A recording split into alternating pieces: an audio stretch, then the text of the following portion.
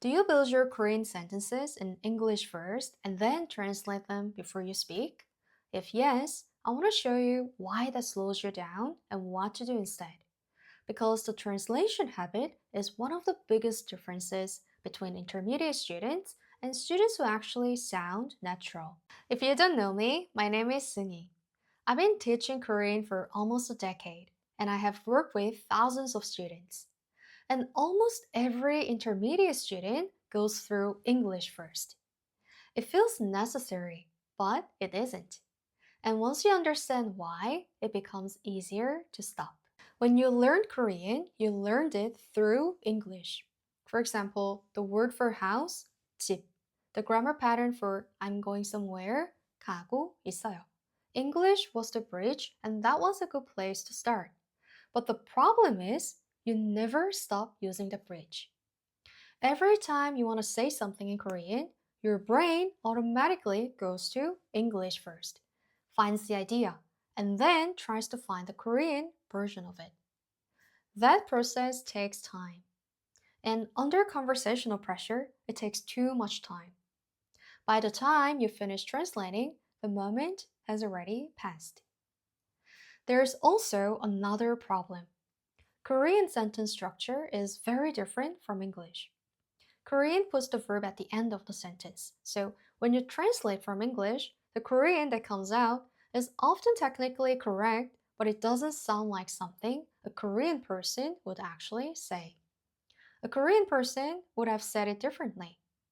It's not because they know more grammar or more words, but because they're thinking in Korean, not translating into it. Here's what happens when a fluent Korean speaker talks. They're not finding an English idea and converting it. They're reaching directly for Korean phrases that are already stored as units, not word by word, but chunk by chunk. Think about how you speak in your own language. You don't choose each word one by one, you reach for a phrase that fits the situation. Like, good morning, how was your weekend? I'm not sure. All of this comes as units, not as sentences you build from scratch. Korean works the same way once those chunks are stored. And the only way to store them is to use them out loud many times until they stop requiring your effort and just come out naturally. The way to break the translation habit is not to force yourself to think in Korean. That's too hard.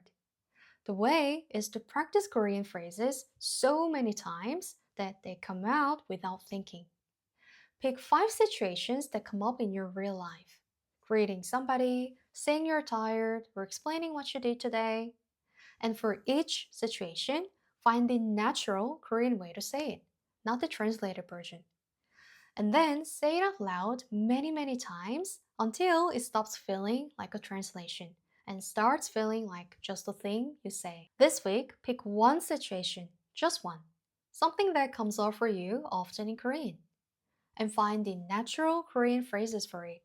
Not word for word from English, but how a Korean person would actually say it. And then say it 10 times today and use it tomorrow in a real sentence and get feedback on whether it sounds natural or not. That one phrase practiced enough will start coming automatically. And you can add another one next week.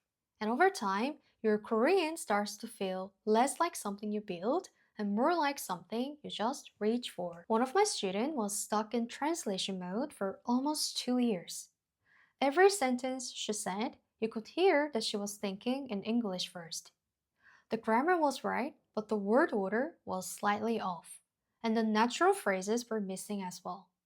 So we worked on just 10 phrases, the ones she needed the most in her daily life. She practiced them until they came without thinking. And here, take a look at this recording. 아 아들이 음 아 is it Winchell Drive? 여기 운송 음 해요. 그리고 아들을 학교에 데려다 줘야 해요. Same student, 1 week later. Her Korean didn't change that much in just 1 week, but the way she was thinking had changed because she had repeated those phrases so many times that they finally felt natural to her. If you want feedback on your Korean and want it to sound more natural, that's exactly what we do in our free Korean speaking community. One prompt every day, and you record, and I tell you what sounded natural and what to adjust.